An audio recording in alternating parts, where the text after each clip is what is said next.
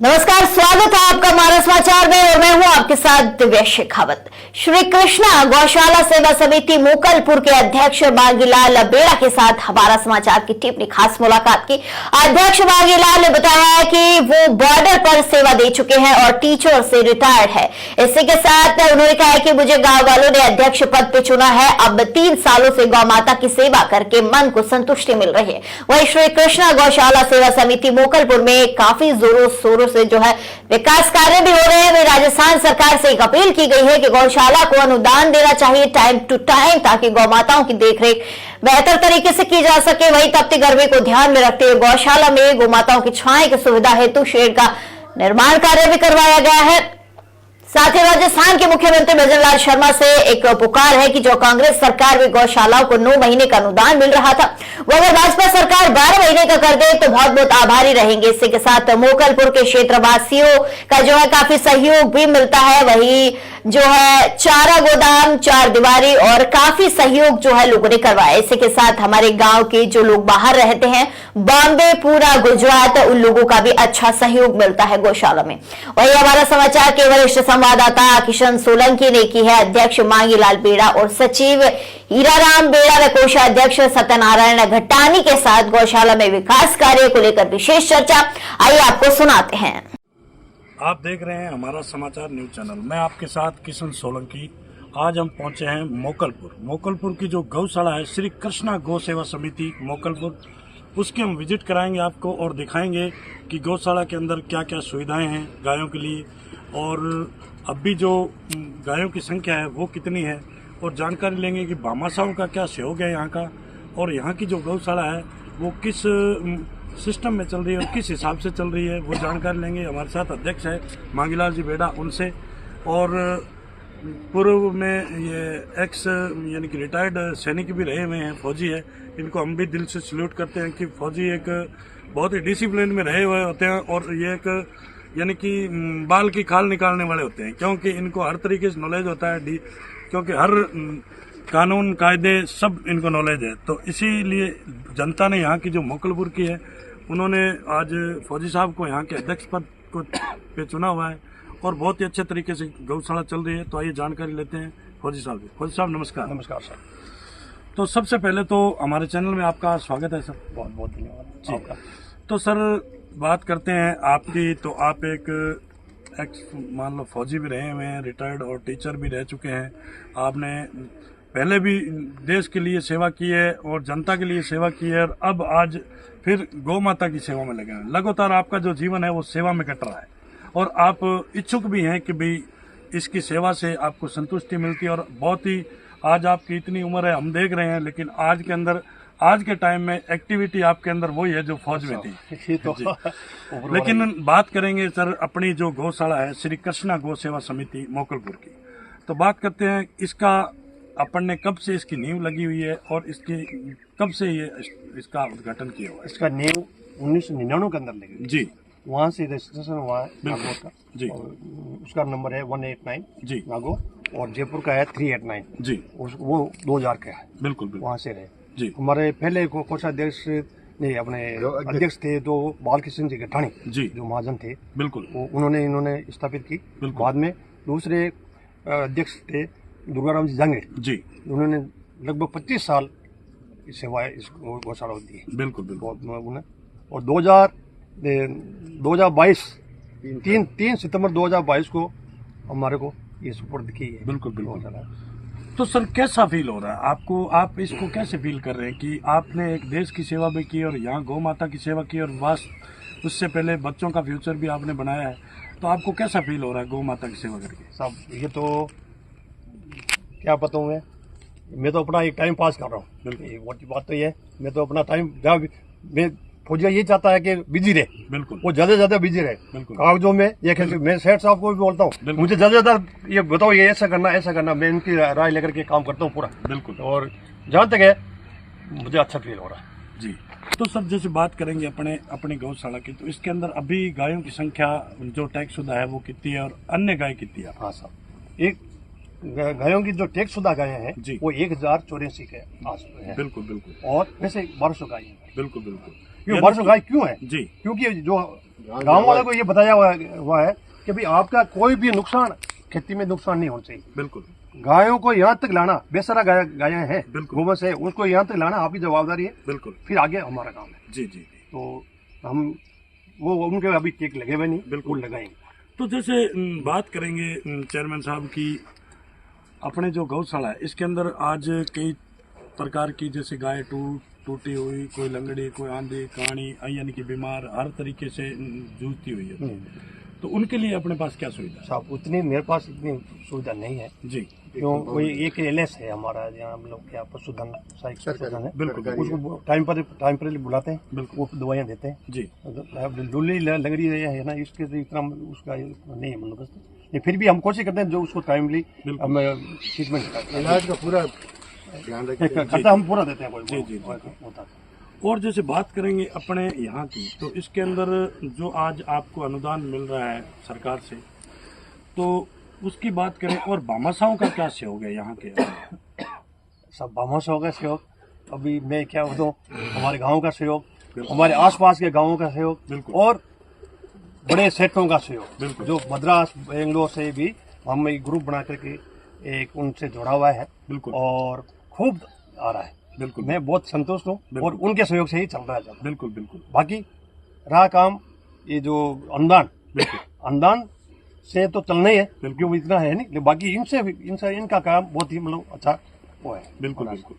और जैसे अध्यक्ष साहब, हम और भी कई गौशाले हैं उनके अंदर गए हैं और उनके निरीक्षण भी किया, हमने बातचीत भी की है, तो आपके जो साथी है, अध्यक्ष है और सचिव है, व्यवस्थापक है, तो उनका ये मानना है कि जो आज गौ माता को जो राज्य सरकार जो दे रही है अनुदान का पैसा, उसके अंदर जैसे आज एक गाय पे 20-22 रुपए मिलते हैं, 20 रुपए 44 रुपए सुबह और शाम के दोनों, तो उसके अंदर जैसे अनुदान को बढ़ावा दिया जाए, क्योंकि इतने में 44 रुपए में एक गाय का पालन पोषण नहीं हो रहा, तो उस पर आप क्या कहेंगे? उसमें भी ये कहूँगा भाई ये ज्यादा संख्या में है, पर्याप्त तो नहीं है, लेकिन फिर भी मतलब अब काम चलो है। बिल्कुल। 9 महीने का अनुदान देते हैं, 3 महीने का नहीं देते। अगर यही मतलब इसी रेट के अंदर आप कर दे, बिल्कुल, तो बहुत मतलब इनका सरकार काम बिल्कुल बहुत ही अच्छा।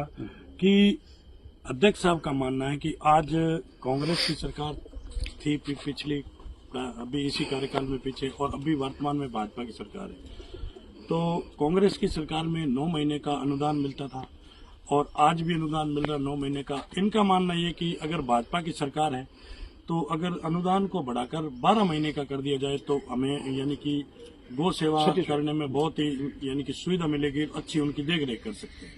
बहुत ही अच्छा सुझाव है अध्यक्ष साहब।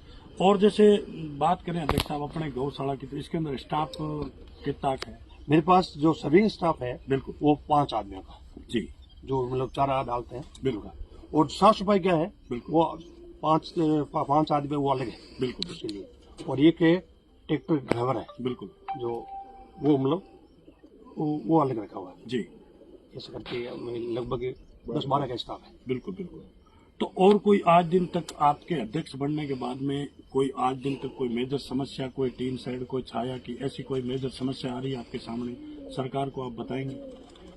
समस्या तो साहब इसमें हमारे भाड़े की समस्या आ रही है जी। इतना बड़ा है, इसमें भाड़े 2 तैयारी है जी, तो जिसमें हम इसकी दूध की व्यवस्था नहीं कर पा रहे हैं। बिल्कुल बिल्कुल। या और कोई छोटे मोटे पशुओं को अलग नहीं रख पा रहे हैं, किसी बीमारी हो जाती है, लंपी हो जाती है, एक भाड़े के अंदर हमने उसमें डाला हुआ है। बिल्कुल, छोटे छोटे भाड़े हो जाए और उसमें अनुदान मिल जाए, बिल्कुल, तो बहुत बढ़िया रहता है जी जी। बहुत ही अच्छा। और जैसे बात करें अपन पेयजल की, तो पेयजल की क्या सुविधा आपने? हमारे यहाँ पेयजल की बहुत अच्छी सुविधा है। हमारे एक 5 बीघा जमीन दी है, वो भी दानदाता ने, एक खाम का नहीं, उस्मान जाति ने उन्होंने दिया है। वहाँ से ट्यूबवेल खुदा करके वहाँ से पाइप लगाया है, ट्यूबवेल वहाँ आ रहा है, वहाँ से पानी पूरी सप्लाई की जी।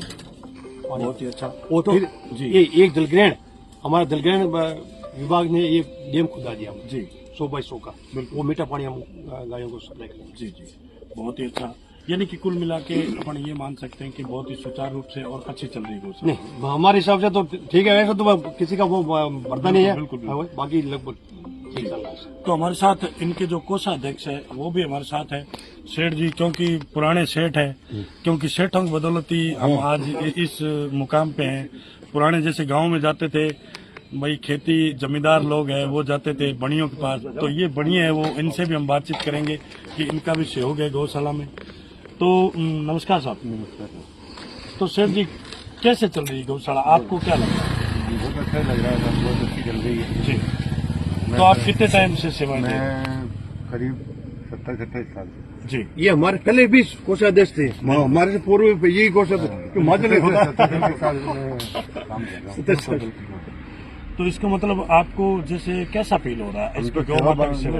अच्छा फील हो रहा है। हम तो सोचते हैं भाई गौ माता की सेवा हो, बिल्कुल प्रॉपर काम हो रहा है। बिल्कुल बिल्कुल। तो आपको जैसे भाई आप बता रहे हैं कि जैसे मुझे बहुत ही अच्छा फील हो रहा है कि गौ माता की सेवा, तो आप जनता को क्या संदेश देना चाहेंगे इसके बारे में कि गौ माता की सेवा करनी चाहिए? करनी चाहिए, जी, सेवा करनी चाहिए, आवारा नहीं छोड़ना चाहिए। हमारी गौशाला में ऐसी व्यवस्था है कि कोई आवारा वस्तु है तो उसको यहाँ लाओ, हम उनका संरक्षण करेंगे। जी। तो हमारे साथ सचिव भी हैं यहाँ के, उनसे भी हम बातचीत करेंगे, तो उनसे भी जानकारी लेंगे कि गौशाला में कैसे, क्योंकि बुजुर्ग आदमी है, अनुभवी है, पुराने रिटायर्ड है, तो रिटायर्ड है ये भी, तो इनसे भी हम बातचीत करेंगे, जानकारी। तो सर नमस्कार। नमस्कार। तो सर कैसा फील हो रहा है, क्योंकि आज इस उम्र में आप एक वही पुराने वाली एनर्जी लेके और एक्टिविटी लेके आज सेवा कर रहे हैं गौ माता की, तो कैसा फील हो रहा है? मैं 30 जून 2019 से रिटायरमेंट हुआ। बिल्कुल। 1 जुलाई 2019 यहाँ पर आ गया, उस दिन आ गया। ठीक है। उस दिन से आज तक लगातार मैं दिन में एक टाइम पूरी सुबह सेवा जरूर देते हैं। सुबह 4 बजे आता हूँ, 5 बजे चले आता हूँ और 6 बजे वापस चला जाता हूँ। जो मेरे शरीर से जो वो काम करता हूँ। बिल्कुल, बहुत ही अच्छी बात है कि एक तो शरीर के अंदर जो एक्टिविटी है वो भी बनी रहती है और आज गौ माता की सेवा भी हो रही है इस बहाने से, तो बहुत ही अच्छा कार्य हो रहा है। तो जैसे बात करेंगे सचिव साहब की, अपने यहाँ के जो राजनेता है, एमएलए, एमपी, जिला परिषद, सरपंच, जनप्रतिनिधि, प्रधान, तो उन लोगों का भी कोई सहयोग है अपनी गौशाला में? वो तो टाल देते हैं बात को जी कि आपके गौशाला की जमीन के नाम नहीं है। अच्छा, जमीन में का तुम बजट दे नहीं सकते।